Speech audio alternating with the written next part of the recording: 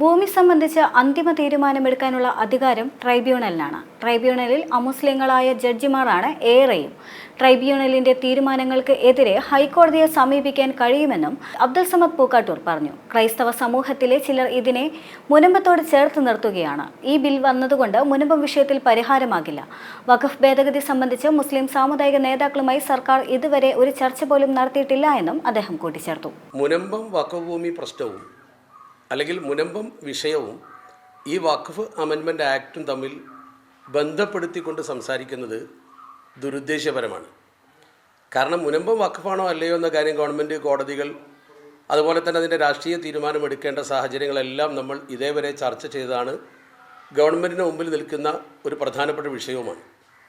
എന്നാൽ മുനമ്പം വിഷയവുമായി ബന്ധപ്പെട്ടല്ല വഖഫ് amendment act ഇന്ത്യയിൽ കൊണ്ടുവരുന്നത്.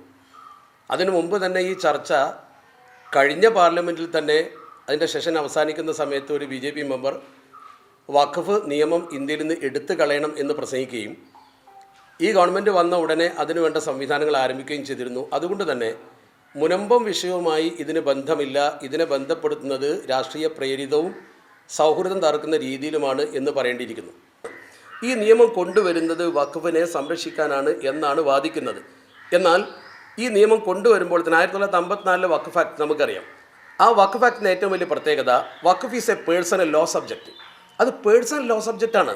മുസ്ലിങ്ങൾക്ക് 10 പ്രധാനപ്പെട്ട കാര്യങ്ങളിൽ 1937 മുസ്ലിം പേഴ്സണൽ ലോ അനുസരിച്ചുകൊണ്ട് മതപരമായി കോടതിയിൽ പോയാൽ വിധി കിട്ടുക എന്നത് അവരുടെ മൗലികാവകാശമാണ്, മതപരമായ അവകാശമാണ്. ആർട്ടിക്കിൾ 25, ആർട്ടിക്കിൾ 14, 15, 26 ഇതൊക്കെ അത് ശരിക്ക് വ്യക്തമായി നമ്മുടെ ഭരണഘടനയിൽ സൂചിപ്പിച്ചിട്ടുണ്ട്. അതിനെ മറികടന്നുകൊണ്ട് മുസ്ലിം സമൂഹത്തിൻ്റെ അവകാശ ധ്വംസനമാണ് ഇതിലൂടെ നടക്കുന്നത്. ഏറ്റവും പ്രധാനപ്പെട്ട ഒരു പോയിന്റ്, വഖഫ് ബോർഡിൻ്റെ ഘടന മാറ്റുന്നു. എന്തിനാണ് ഘടന മാറ്റുന്നത്? ഇവിടെ ദേവസ്വം ബോർഡിന് ഒരു പ്രത്യേക ഘടനയുണ്ട്. അതിലേക്ക് മെമ്പർമാരെ നമ്മൾ തിരഞ്ഞെടുക്കുന്ന സമയത്ത് മുസ്ലിം പ്രതിനിധികളല്ല വോട്ട് ചെയ്യുന്നത്. ഹിന്ദു MLA മാർ വോട്ട് ചെയ്ത ഒരാൾ വരുന്നു, ഹിന്ദു മന്ത്രിമാർ വോട്ട് ചെയ്ത ആൾ വരുന്നു. അവിടെയൊന്നും മുസ്ലിങ്ങൾ ഉൾപ്പെടുത്തണമെന്ന് ആരും പറഞ്ഞിട്ടില്ല. പക്ഷേ ഈ പുതിയ വഖഫ് ആക്റ്റിൽ പറയുന്നത് ഇതിലേക്ക് തിരഞ്ഞെടുക്കപ്പെടുന്ന ഒരു MP, 2 MLA, ബാർ കൗൺസിൽ പ്രതിനിധി, 2 മുത്തവല്ലിമാർ ഇവരെല്ലാവരും നോമിനേറ്റ് ചെയ്യപ്പെടും എന്നാണ് പറയുന്നത്. ഈ നോമിനേറ്റ് ചെയ്യപ്പെടുക എന്നത് ഈ വഖഫിൻ്റെ പ്രാതിനിധ്യം നഷ്ടപ്പെടുത്തുന്ന പ്രവർത്തനമാണ്, മുസ്ലിം പ്രാതിനിധ്യം നഷ്ടപ്പെടുത്തുന്ന പ്രവർത്തനമാണ്. മാത്രമല്ല അതിനേക്കാൾ പ്രധാനം 2 അമുസ്ലിങ്ങൾ വേണമെന്ന് നിർബന്ധം പിടിക്കുന്നതോടൊപ്പം ഇവരാരും മുസ്ലിങ്ങളാകണമെന്ന നിബന്ധന ഒഴിവാക്കുന്നു. മുസ്ലിം ആവണമെന്ന നിബന്ധനയില്ല, 2 മുസ്ലിങ്ങൾ വേണമെന്ന നിബന്ധന വരുന്നു. CEO മുസ്ലിം ആവണമെന്നില്ല, മുഴുവൻ നോമിനേഷനാക്കുന്നു, ഘടന മാറ്റുകയാണ്.